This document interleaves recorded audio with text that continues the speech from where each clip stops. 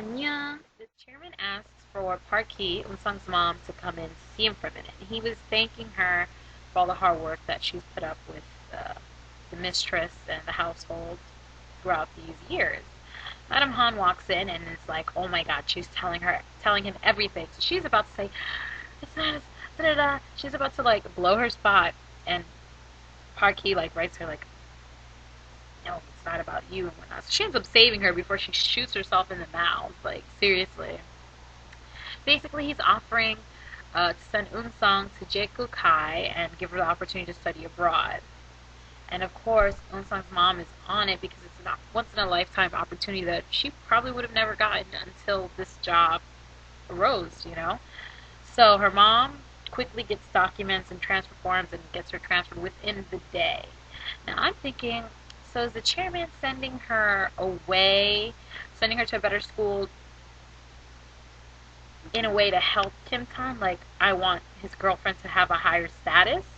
Or is he trying to keep her, make her upper class so it won't be an embarrassment that his son likes, this poor girl that's, maid's child, and he's trying to give her a status? Or he's going to really try to send her abroad so he would never have to see her again.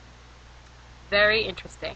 Mind you, of course, there's this engagement with Rachel Yu. I really don't know how this engagement happened, but there's like another connection. Reason to love Young-doo. He arrives home from school and he's petting his cute little Rottweiler. Was it a Rottweiler? It was a cute dog.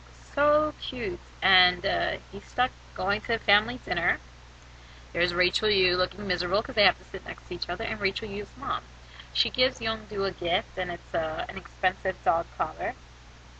And she was saying, "I hope you like it." And he points out, like, well, ever since my dad and my mom ended, he's been having all these women come around, dating all these girls, and with all the money he's acquired from them, he's received this dog, and how well the dog listens when he tells it to attack someone.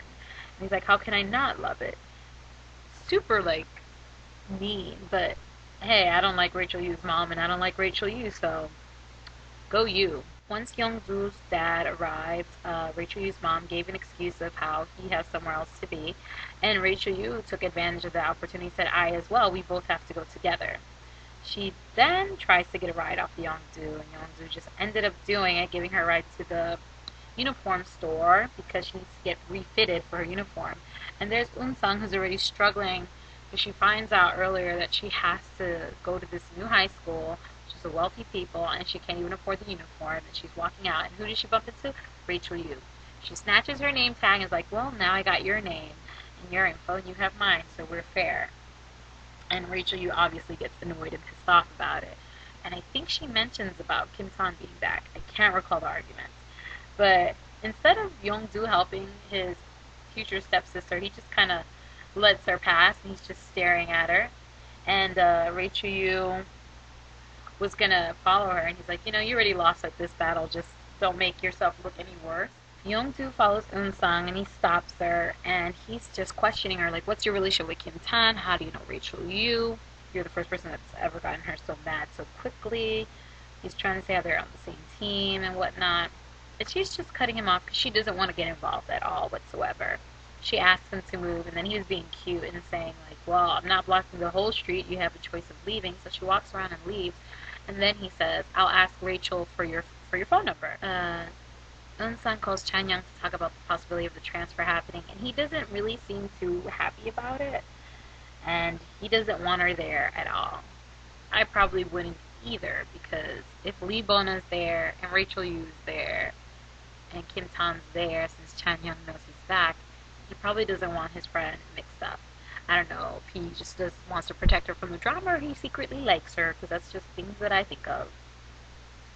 So we have Kim Tan in the cellar room, and he's going through old boxes of things, and it shares like couple stuff from when Tan and Bona were going out, and all of a sudden someone opens the cellar door and he hides, and it's Eun-sung.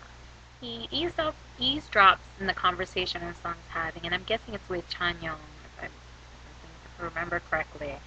And she's talking about her experience in America, how it wasn't real or anything, and now she's living in a maid's room, and basically she's talking about how she's totally disheartened and whatnot. So when she leaves the wine cellar. Kim Tan ends up calling her and telling her to turn around and look upstairs, and she sees her dream catcher, and he then tells her to turn around, and he finally presents himself. And so now he's walking to her in like this cute little slow motion way, and she's still baffled at the idea. She's like, how did you get here? How are you in here? He's like, are you the second son of the Jacob group? And seriously, instead of her being so excited to see him, she's like seriously about to cry, just knowing that this kid is related to this terrible family. She's away, he pulls out that Hokshi moment, and he's like, did I miss you? And she storms off. She goes to her room, and he goes back to his room, and Madame Han brings in his uniform saying, you're going to start going to school tomorrow. And Madame Jung, I think, is the president of the school, the Jacob group school, and finds out that Eun-sang as well was transferred to the school. Of course, he must be super happy. So Eun-sung's at the school now, first day in school, without the uniform, and she's just eavesdropping these ridiculous conversations of how these kids bet money, like millions of won and whatnot, and she's just like, oh my god, this is where I'm going to be going. Of course, in the locker room, she ends up bumping into Bona, who then is approached, who she's attacked by Bona, to then be attacked by Rachel Yu. And Myung-soo introduces himself to her because he remembers seeing her. He did not get to point out, like, oh, you're the one that was at Tan's house, because if Rachel Yu heard that, she would have flipped out, and probably Bona would as well. All of a sudden, F4 moment again. Everyone's running because Kim Tan is back. Myung-soo rushes to find Young-do and tell him Kim Tan's in school.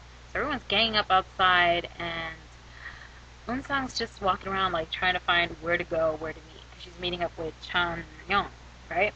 So finally, Kim Tan, Young-do are in the middle of this huge surrounding crowd of students watching them, and they're just greeting each other, and he's welcoming Kim Tan back and whatnot. And who walks in right in between the drama on her phone trying to get in touch with Chan-young? Eun-sang. So she stops and realizes she's right in between the two potential lovers, and that's where it stops. Like, I don't know who I want her to be with, Kim Tan or Young-do. Who do you want her with?